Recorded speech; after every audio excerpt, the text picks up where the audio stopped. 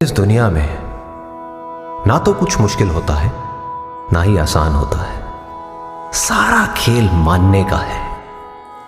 जो मानता है कि उसके लिए मुश्किल है तो उसके लिए मुश्किल है, और जो मान लेता है कि मेरे लिए आसान है तो उसके लिए सब आसान है।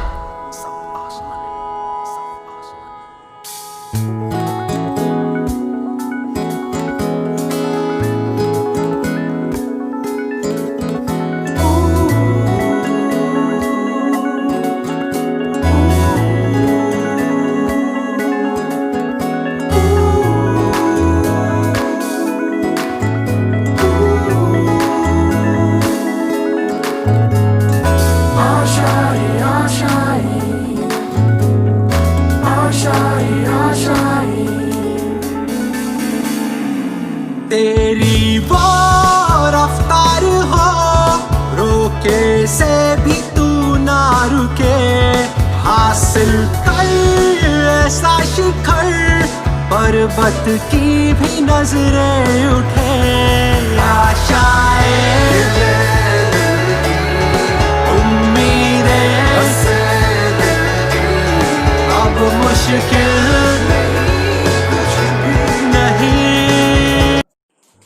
ઉદાહરણ 4.11 ઉદાહરણ 4.11 માં આપણને એવું કીધું છે પાસ પાસે વીંટાળેલા 100 આંટાવાળા 10 સેન્ટીમીટર ત્રિજ્યાનું એક ગૂંચળું 3.2 એમ્પિયર પ્રવાહ ધરાવે છે। આ ગૂંચળાના કેન્દ્રમાં ચુંબકીય ક્ષેત્ર કેટલું હશે? ગૂંચળાની ચુંબકીય ડાયપોલ મોમેન્ટ કેટલી હશે? પહેલા આટલું શોધીએ, પછી બીજી આગળ વાત કરીએ। તો જો અહીંયા આપણને શું આપેલું છે? તો પહેલા આપણને આપેલું છે n બરાબર 100 આંટા, I બરાબર પ્રવાહ 3.2 એમ્પિયર, ત્યાર પછી એની ત્રિજ્યા r બરાબર 10 × 10⁻² મીટર। આપણને ખબર છે કે ભાઈ ગૂંચળાના કેન્દ્ર પર ચુંબકીય ક્ષેત્રનું સૂત્ર કયું છે? તો B બરાબર μ0 Ni/2r। μ0 એટલે 4π × 10⁻⁷, આ 100, આ એટલે 3.22, r એટલે કેટલું? તો 10 × 10⁻²। આની આપણે ગણતરી કેલ્ક્યુલેશન કરીએ તો આન્સર આવશે 2 × 10⁻³ ટેસ્લા। બરાબર છે। અને દિશા એમ કે ભાઈ જમણા હાથના સ્ક્રૂના નિયમથી મેળવી શકાય, કારણ કે ગૂંચળું કઈ રીતે મૂકવું આપણને કઈ આપેલું નથી, આપણે એટલું લખી દઈએ ભાઈ જમણા હાથના સ્ક્રૂના નિયમથી મેળવી શકાય। બીજું આપણને પૂછેલું છે ચુંબકીય ડાયપોલ મોમેન્ટ। ચુંબકીય ડાયપોલ મોમેન્ટ, તો ચુંબકીય ડાયપોલ મોમેન્ટ શોધવા માટેનું સૂત્ર કયું છે?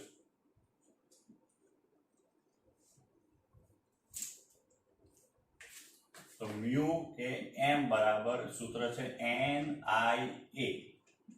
NI એટલે આડછેદનું ક્ષેત્રફળ, તો આડછેદનું ક્ષેત્રફળ એટલે આનું થવાનું πr², n બરાબર 100 બરાબર, I બરાબર 3.2, પાઈ એટલે 3.14 ને r એટલે 10 × 10⁻² નો સ્ક્વેર। આની જો આપણે ગણતરી કરીએ તો એનો આન્સર આવશે 10 એમ્પિયર × મીટર સ્ક્વેર। ચુંબકીય ડાયપોલ મોમેન્ટ નો એકમ કયો? તો જો n એટલે આંટા સંખ્યાનો એકમ નહીં આવે, આ એટલે એમ્પિયર, a એટલે આડછેદ ક્ષેત્રફળ એટલે મીટર સ્ક્વેર। તો આની દિશા પણ આપણે એમ કહી શકાય ભાઈ જમણા હાથના સ્ક્રૂના નિયમથી શોધી શકાય। ન શોધે તો પણ ચાલે, ન લખે તો પણ, કારણ કે આપણને એવું કંઈ પૂછેલું નથી। બંને ભૌતિક રાશિ છે એ સદિશ ભૌતિક રાશિ હોય તે આપણે દિશા કઈ રીતના શોધાય એનો ઉલ્લેખ કરીએ તો સારું લાગે। 4.11 માં C અને D, ગૂંચળાને સમતલ એવી રીતે રાખ્યું છે કે જેથી તેના વ્યાસ સાથે એક રેખાસ્થ હોય એવી સમક્ષિતિજ અક્ષ પર ભ્રમણ કરી શકે છે। 2 ટેસ્લાનું નિયમિત ચુંબકીય ક્ષેત્ર એવી રીતે પ્રવર્તે છે કે જેથી શરૂઆતમાં આ ગૂંચળાની અક્ષના ક્ષેત્રની દિશામાં જ હોય ચુંબકીય અક્ષની અસર હેઠળ ગૂંચળું 90 અંશનું પરિભ્રમણ કરે છે. તો સી, ગૂંચળાની પ્રારંભિક અને અંતિમ સ્થિતિઓમાં લાગતા ટોર્કનું મૂલ્ય શોધો. ડી, જ્યારે ગૂંચળું 90 અંશનું પાસે હોય ત્યારે તેની કોણીય ઝડપ પ્રાપ્ત કરશે.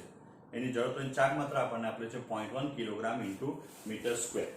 તો પહેલા આપણે શું શોધવું પડશે? તો ગૂંચળું કઈ રીતે ગોઠવાયેલું છે ચુંબકીય ક્ષેત્રની અંદર. તો જો ચુંબકીય ક્ષેત્ર ધારો કે આ રીતે છે, બી જેટલું, તો ગૂંચળું જે છે શરૂઆતમાં એવી રીતના ગોઠવાયેલું છે, આપણને જે વાત કરેલી છે તે પ્રમાણે કે એક તો પરિભ્રમણ કરી શકે તેવું છે આ ગૂંચળું. શરૂઆતમાં એટલે કે એની અક્ષ સાથે સમાંતર છે. અક્ષ એટલે આ ગૂંચળામાંથી આ નીકળે તે એની અક્ષ કહેવાય. આવ્યું એ ગૂંચળાની અક્ષ થઈ ગઈ. એટલે આ થઈ ગયું એ, ને બે વચ્ચેનો થીટા બરાબર કેવો આવે? 0. પહેલા એ અને બી વચ્ચેનો ખૂણો બરાબર. અહીંથી પ્રવાહ પસાર થતો હોય અક્ષ. અક્ષ એટલે આ રીતે, આ એની અક્ષ કહેવાય. આપણે લંબચોરસ દોરવું છે, તમે વર્તુળાકાર દોરો તો વર્તુળાકાર હશે બરાબર. ધારો કે એમ કે વર્તુળાકાર માનીએ એ ગૂંચળું,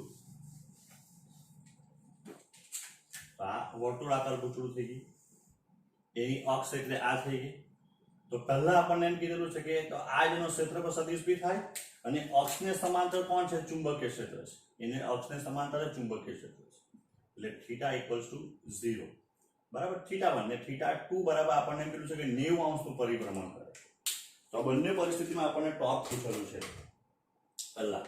તો આપણે કહી શકાય કે પ્રારંભિક ટોર્ક, તો ટોર્કનું સૂત્ર છે τ1 બરાબર mb sin θ1 બરાબર છે. mb અચળ છે, ખાલી થીટા બદલાતો છે m. તો પહેલા mb ગમે તે હોય, sin કેવો છે? 0. sin 0 એટલે બધું 0. હવે જોઈએ અંતિમ ટોર્ક.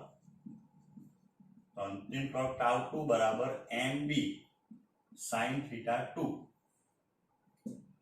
m એટલે કેટલા શોધેલા હતા આપણે? અહીંયા આગળ 2 × 10⁻⁻ કેટલા હતા? 2 × 10⁻⁻ ના 10 જ હતા ખાલી 10. બી જે છે આપણને કેટલો આપેલો છે? ચુંબકીય ક્ષેત્ર 2 ટેસ્લાના ને sin 90 એટલે 1. આ 20 ન્યૂટન ઇન્ટુ મીટર.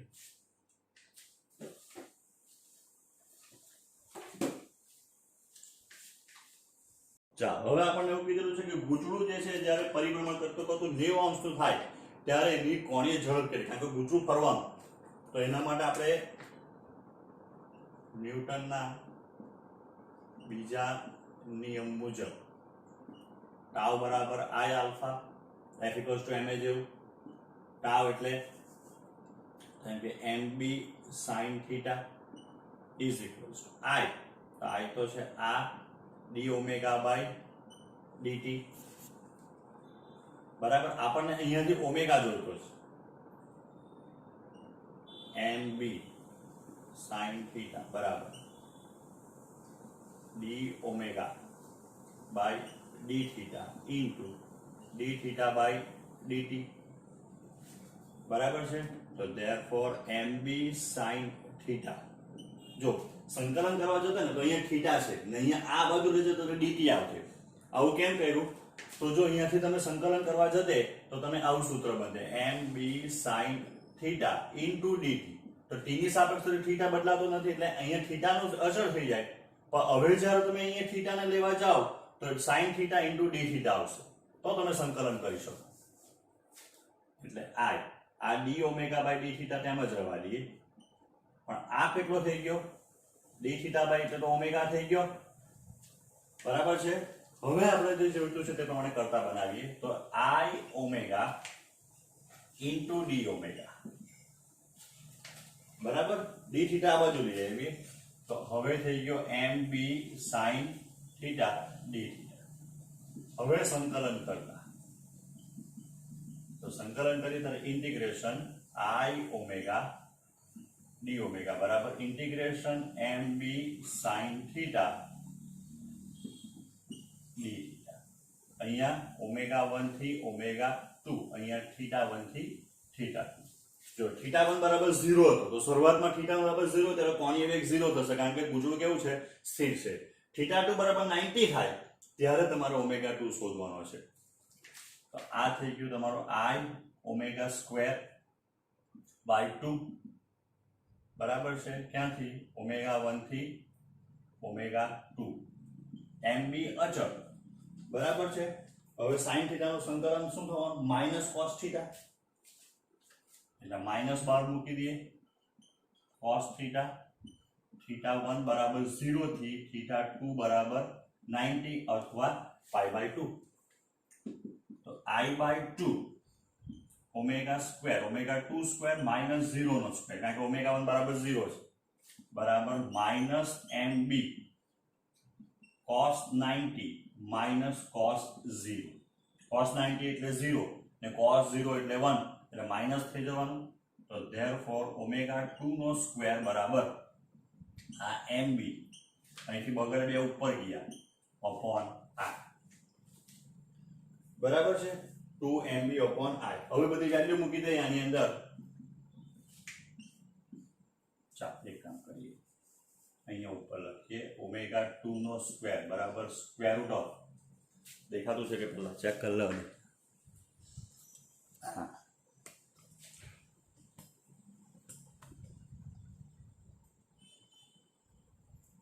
ઓમેગા 2 નો સ્ક્વેર બરાબર હા વર્ગમૂળની અંદર લઈ લીધું આપણે ધ સ્ક્વેર ની આવશે 2 m કેટલો છે તો 10 b કેટલો છે 2 અને I આપણને આપેલો છે તે કેટલો છે એની જડત્વનો ચાક માત્ર 0.1 એટલે 10 રેઝ ટુ માઈનસ 1 એટલે ઉપર જવાનો પ્લસ એટલે ઓમેગા બરાબર 2 into 10 આ ઉપર જવાના એટલે 10 into 10 એટલે 10 2 into 2 એટલે ઓમેગા 2 બરાબર 20 રેડિયન પર સેકન્ડ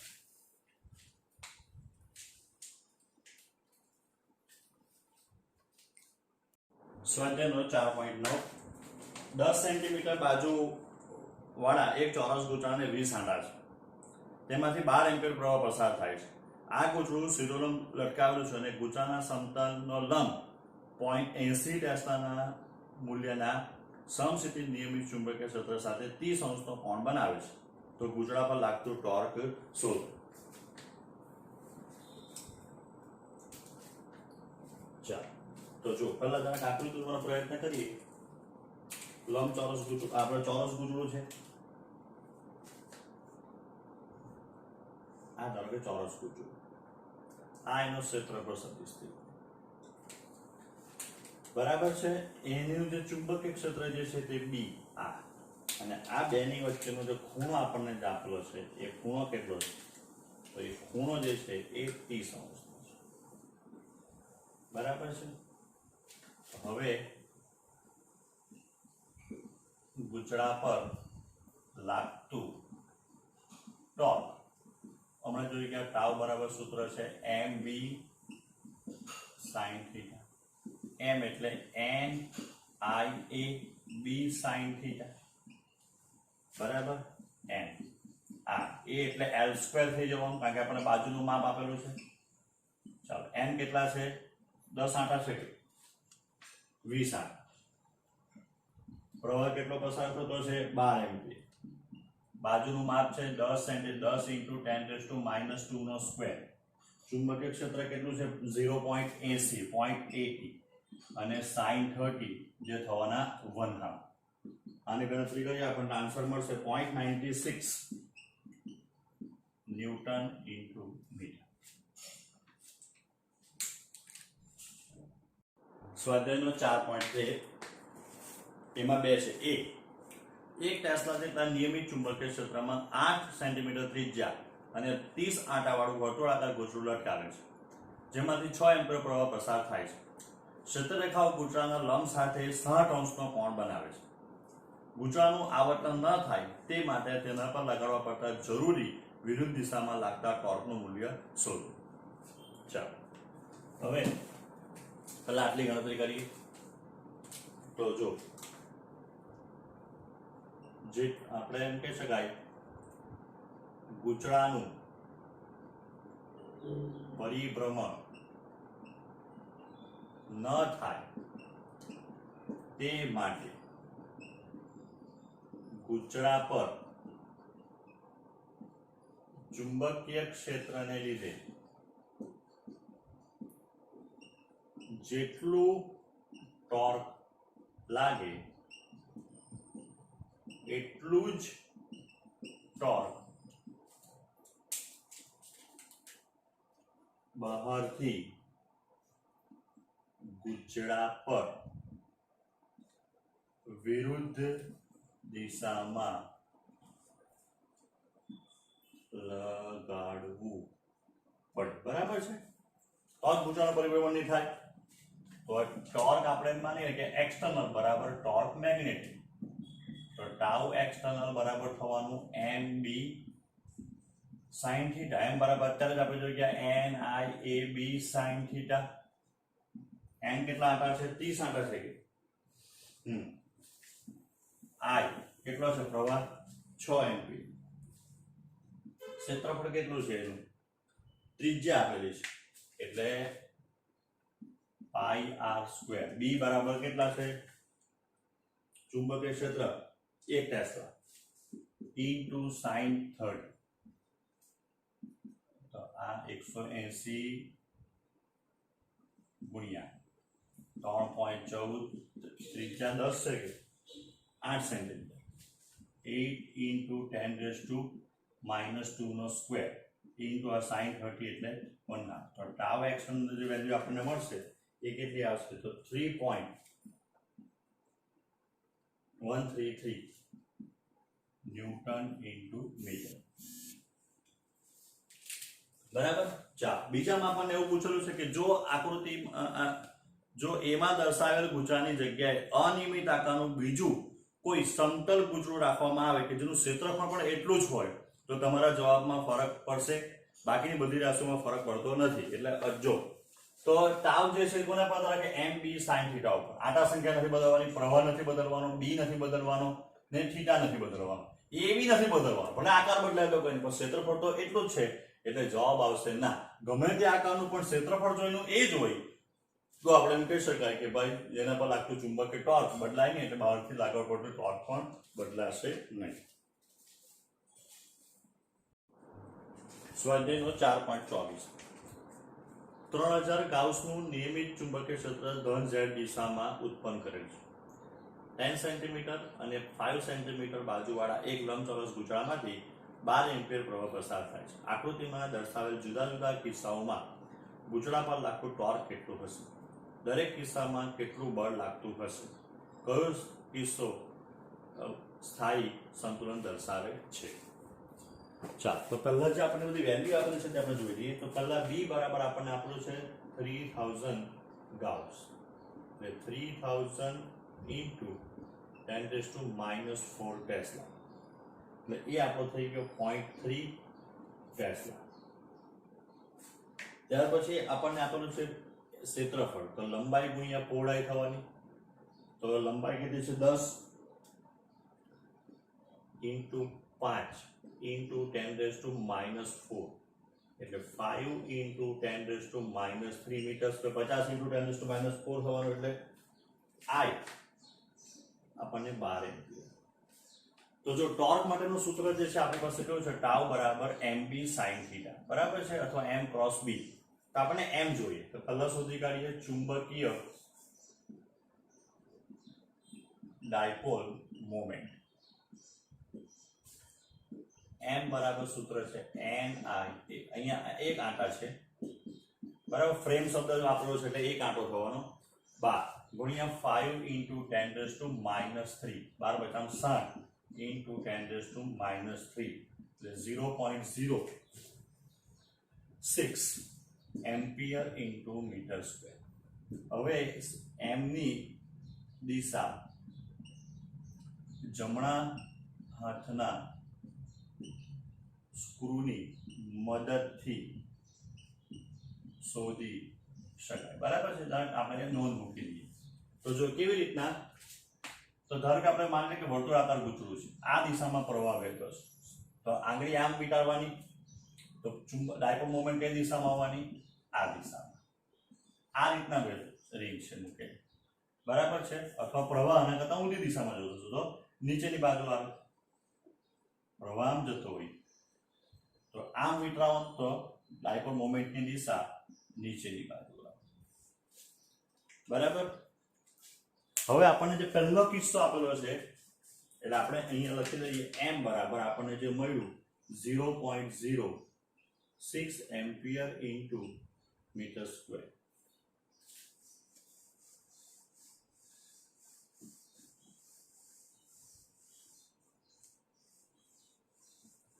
પહેલો જ આપણને કિસ્સો આપેલો છે આપણે જોઈએ તો તેની અંદર આપેલો a છે, આ z, આ x, આ y. બરાબર છે. ગુચડું જે છે તે yz સમતલમાં છે. આપણું ફ્રેમ જે છે એ આ રીતના yz સમતલમાં છે. ચુંબકીય ક્ષેત્ર ઓલમોસ્ટ બધા જ કિસ્સાની અંદર ક્યાં છે તો z દિશામાં લાગુ પાડેલું છે. બરાબર, જે આપણને 0.3 ટેસ્લા આપેલું. હવે આની અંદર જે પ્રવાહનું વહન થતું છે એ કઈ દિશામાં થતું છે? તે પ્રવાહનું વહન જે છે તે વિષમ ઘડીમાં થતું છે. આ રીતે. બરાબર. તો બહારની બાજુ આવવાનું એટલે આનો જે ડાયપોલ મોમેન્ટની દિશા છે તે આમ આવવાની, જમણા હાથના નિયમ, સૂરના નિયમ પ્રમાણે. બરાબર છે. આમ એટલે દર્શાવવું તો આમ જ પડે. તો હવે અહીં આપણે એમ કહી શકાય સદિશ b બરાબર 0.06 k કેપ ટેસ્લા, m બરાબર 0. b બરાબર 0.3 ટેસ્લા છે. પણ એની દિશા તો ધન ઝેડમાં છે એટલે કે કેપ આ 0.06 કઈ દિશામાં આવ્યું? ધન x દિશામાં, એટલે i કેપ લખવું પડે એમ્પિયર ઇન્ટુ મીટર સ્ક્વેર. તો હવે ટાઉ બરાબર m ક્રોસ b. m કેટલો છે? 0.06 i ક્રોસ 0.3 k. એટલે આનો જે આન્સર આવશે એ આન્સરના મૂલ્ય કરતા દિશા વધારે ઇમ્પોર્ટન્ટ છે. બરાબર. તો આનો જે આન્સર આવવાનો એ ગણતરી આપણે કરીએ તો -1.8 into 10 to -2. 1.8 into 10 to -2 i cross k. તો i cross k એટલે માઈનસ જે થાય 10 to -2 j cap newton into V. આ માઈનસ જે છે એ માઈનસ જે કેપનું છે. આપણને ખબર છે i cross k એટલે માઈનસ જે થાય. આ જ રીતે આપણે બધા જ શોધવાનું છે એક એક. હવે બી જોઈએ.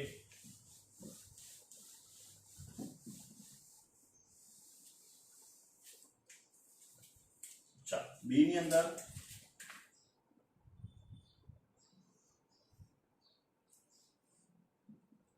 x y z. બી જે છે તેના કયા માટે છે? તો બી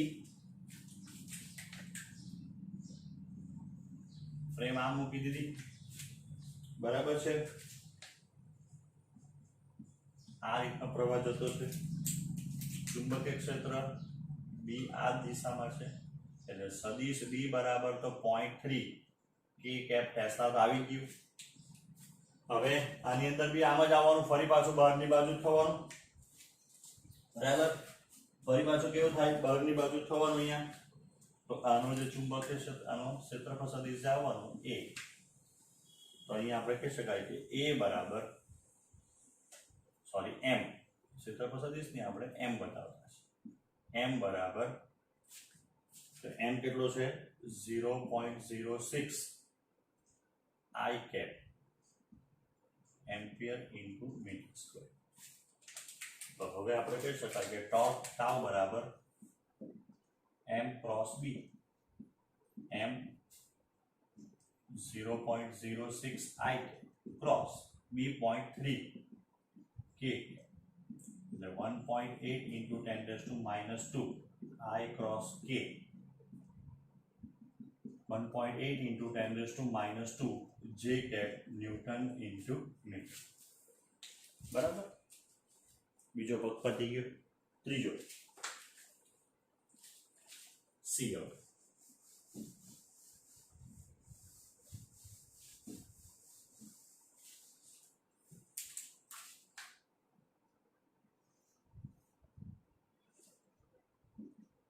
x y z.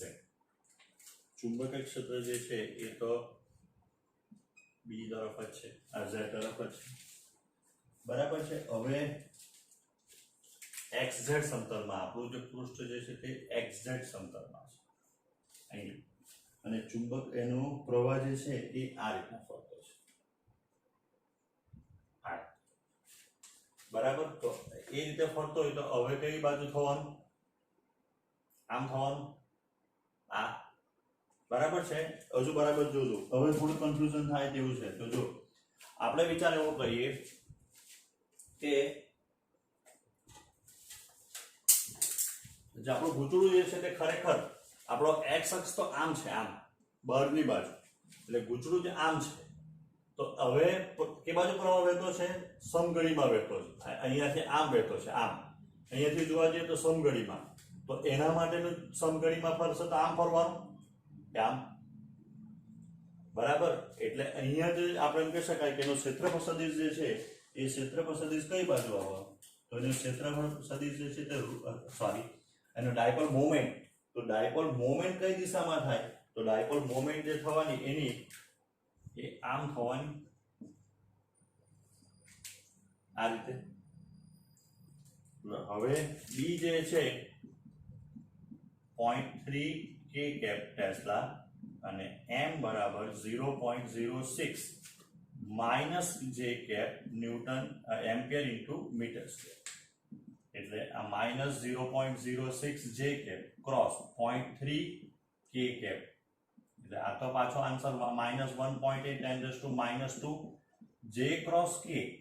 તો જે ક્રોસ કે એટલે કોણ થાય? તો માઇનસ 1.8 10⁻², જે ક્રોસ કે એટલે આઈ થવાનું, બરાબર છે. ન્યૂટન, એટલે એનો અર્થ એમ થયો કે ઋણ x દિશામાં શું લાગે? એના પર ટોર્ક લાગતું થયું એમ કહેવાય. આની અંદર આ તરફ અહીંયા ટોર્કની દિશા આ આવી, બરાબર.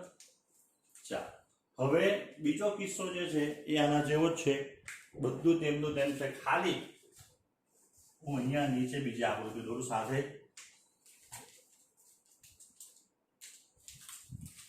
તો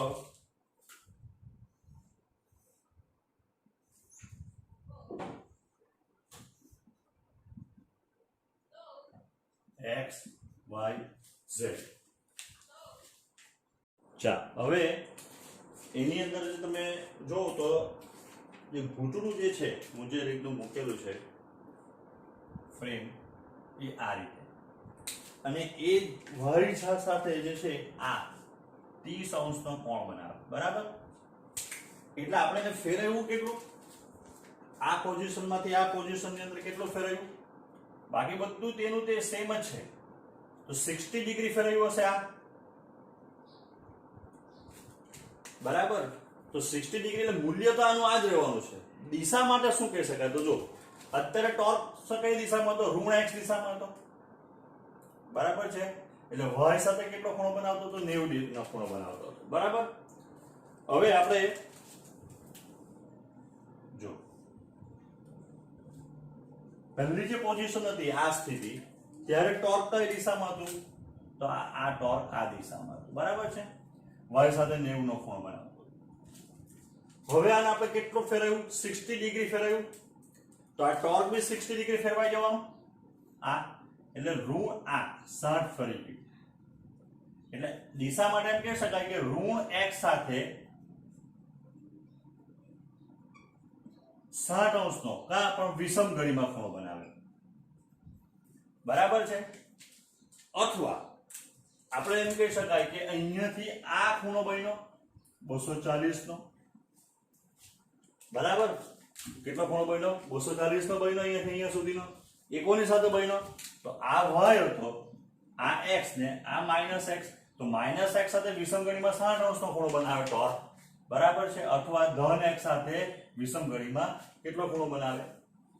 તો 260 થવાનું, આ 240°, કારણ કે આ 180 વત્તા 60, બરાબર. મૂલ્ય તેનું આટલું જ આવશે, -1.8 10⁻², પણ i કેપ નહીં આવશે હવે, બરાબર. માઇનસ બી નહીં આવશે. મૂલ્ય લખવાનું 1.8 × 10⁻² ન્યૂટન પર મીટર, અને દિશા માટે આવ્યું આ. હવે ઈ તો એની અંદર સમતલ જે છે ક્યાં છે તો XY માં છે XY સમતલમાં આપણી ફ્રેમ છે આ બરાબર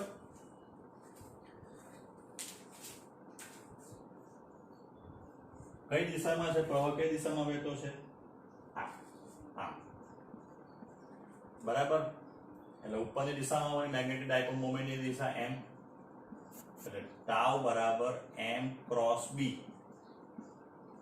m b અથવા m k cap b b k cap k cross k એટલે 0 એટલે ટોર્ક કેવું લાગે 0 લાગશે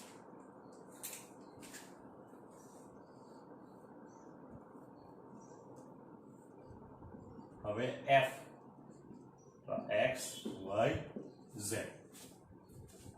બરાબર ફ્રેમ જે છે તે ફરી પાછી xy સમતલમાં છે પણ હવે ફરી એના પ્રવાહની દિશા ઉલટાવી કાઢી હશે તો પ્રવાહ જે છે આ દિશામાં વહેવાનું